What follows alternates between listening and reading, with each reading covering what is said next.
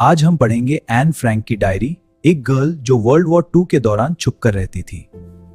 N का घर hide out था, जहां वो अपनी फैमिली और फ्रेंड्स के साथ रहती थी। डायरी में एन अपने थॉट्स, ड्रीम्स और फियर्स लिखती थी, जो बहुत इंस्पायरिंग है। एन अपनी डेली लाइफ के स्ट्रगल्स और छोटी खुशी के मोमेंट्स को नोट करती थी। वो अपनी प्राइवेसी और स्मॉल फ्रीडम्स को चेरिश करती थी। एन के वर्ड्स से हम समझते हैं कि होप और पॉजिटिविटी कितनी इंपॉर्टेंट है। डायरी हमें दिखाती है कि फियर और एंजाइटी के बावजूद भी करेज रखी जा सकती है। एन इमेजिनेशन के जरिए अपनी वर्ल्ड को एक्सपैंड करती थी। वो अपने ड्रीम्स और थॉट्स को एक्सप्रेस करके इनर फ्रीडम महसूस करती थी। एन की डायरी हमें सिखाती है कि इनर स्ट्रेंथ और पॉजिटिविटी हमेशा साथ रहती है। एन सोचती थी कि एक दिन वो फ्रीडम महसूस करेगी और दुनिया के सामने अपनी आवाज रखेगी।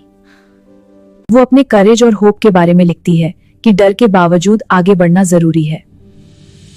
डायरी में छोटी फ्रीडम मोमेंट्स कैप्चर होती हैं, जैसे खिड़की खोलना या ताजी हवा महसूस करना। एन का फर्स्ट फ्लाइट मेटाफोरिकल था, अपने अंदर की करेज और वॉइस एक्सप्लोर करना। वो इमेजिन करती है कि एक दिन वो बिना डर के दुनिया एक्सप्लोर कर सकती है। एन हर दिन छोटी कोशिशों से अपने कॉन्फिडेंस और इनर स्ट्रेंथ को बिल्ड करती थी।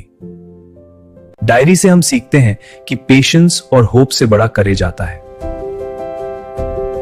एन के वर्ड्स हमें इंस्पायर करते हैं कि फ्रीडम अंदर से आती है और कभी खोई नहीं जा सकती। हर कठिनाई के बावजूद ऑप्टिमिज्म और करेज बनाए रखना जरूरी है।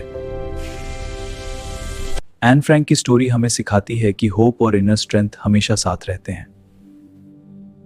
एन फ्रैंक की स्टोरी हमें बताती है कि करेज और पेशेंस से कोई भी मुश्किल फेस की जा सकती है। वो दिखाती है कि इवन इन हाइडिंग, इमेजिनेशन और होप हमेशा साथ रहती है। डायरी से पता चलता है कि छोटी छोटी फ्रीडम्स और डेली जॉयज भी बहुत इंपॉर्टेंट है। एन की रिफ्लेक्शंस हमें इंस्पायर करती हैं कि अंदर की वॉइस और ड्रीम्स फॉलो करना चाहिए। हर स्टूडेंट को समझना चाहिए कि करेज और होप एग्जाम और लाइफ में भी मदद करती हैं। एन की स्टोरी हमें रियल लाइफ चैलेंजेस के लिए प्रिपेयर करती है।